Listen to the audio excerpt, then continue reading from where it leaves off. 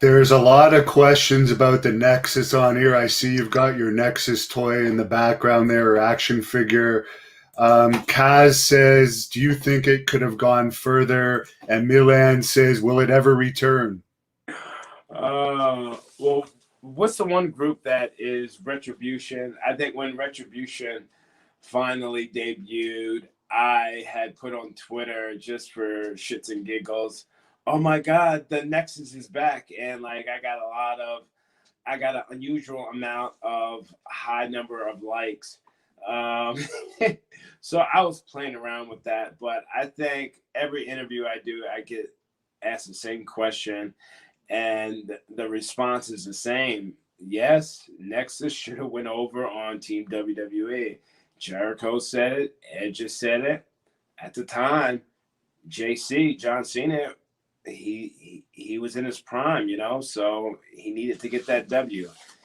Again, it is what it is. I'm grateful to have done the Nexus. I'm just grateful. I mean, one thing about me is I'm not going to be one of those grizzled wrestlers like, back in my day, this should have happened, that should have happened. I am freaking grateful, man. I have traveled the world. I have been able to live a dream, and I fought so long and hard. I didn't just come off the football field into WWE and then leave.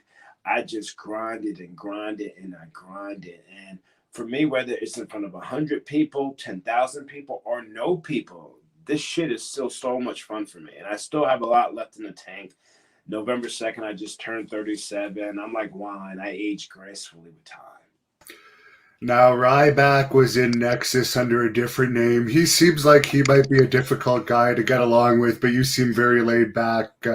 Did you get along well with him behind the scenes? Who's that? Ryback. Yeah, I got along with everybody. Everybody.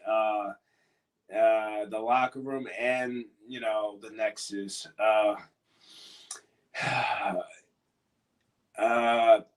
have a podcast, Pro and Pro Wrestling, and my goal is still to have all the members of the Nexus on the podcast. We're all still in contact via text, and I'm always randomly sending disturbing images, disturbing gifs. It's me sending it, me of all people.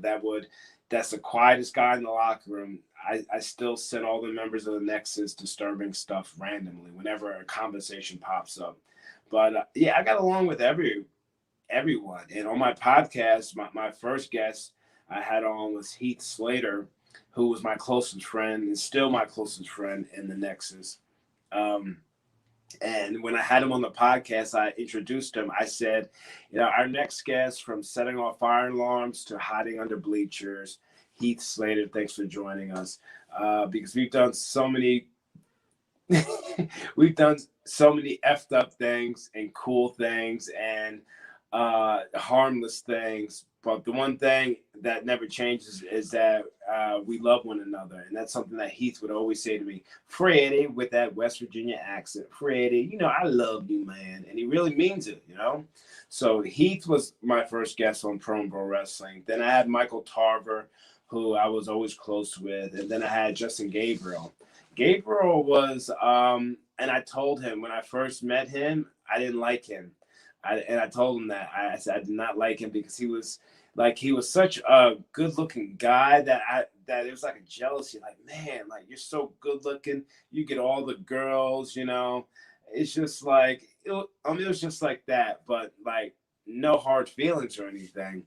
And then I think at the time, him and Kelly were dating, and we mentioned this on the podcast. Something happened where they broke up, and I didn't know what had happened. I thought he had broke up, him being like the D-O-double-G, the dog that I thought he was. I thought he broke up with Kelly, but it was actually Kelly that broke up with him, and I didn't even know that until years later on my podcast. So, yeah. But Ryback, I've been on his podcast. Yeah, I got along with everyone. I got to have him on my podcast. Stu, Wade Barrett, before the pandemic, I ran into him at a autograph signing right before the pandemic here in LA. And he's back with WWE on the commentary table, and no one does it better than Wade. He's one of the best at it. And yeah, I got along with everyone. People say, was Daniel Bryan part of the Nexus? I say absolutely not. Wade Barrett says 7 members, not 8. So Daniel Bryan was never a part of the Nexus. Thank you for watching the Hannibal TV. Please like this video if you enjoyed it and click the subscribe button to not miss any of our latest shoot interviews, match videos, or news updates. Follow us on Twitter at the Hannibal TV for instant updates.